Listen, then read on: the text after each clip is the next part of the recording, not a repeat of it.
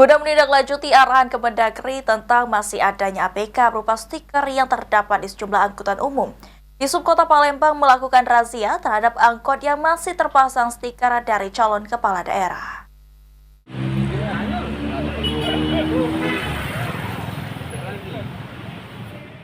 Dishub Kota Palembang melakukan razia pada angkutan umum di Jalan Merdeka yang masih terdapat alat peraga kampanye pasangan calon kepala daerah berupa stiker.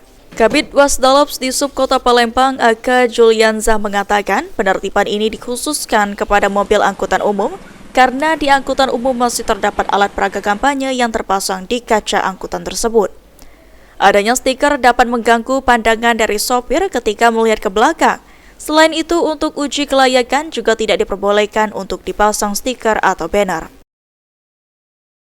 Dari Dagri mengenai ini kan sudah lewat dari masa pilkada ya. Ini terutama kita penertiban khusus di mobil-mobil angkot karena di mobil angkot ini banyak terpasang alat-alat dari pilkada ya, seperti ada banner apa-apa kan, kaca yang terpasang. Dan juga mengganggu terutama untuk sopir itu untuk melihat ke belakang. Nah, jadi untuk diuji kelayakan juga tidak boleh juga untuk pemasangan banner tersebut. Penertiban yang dilakukan oleh Dishub ini berdasarkan arahan dari Mendagri lantaran masa pilkada telah usai.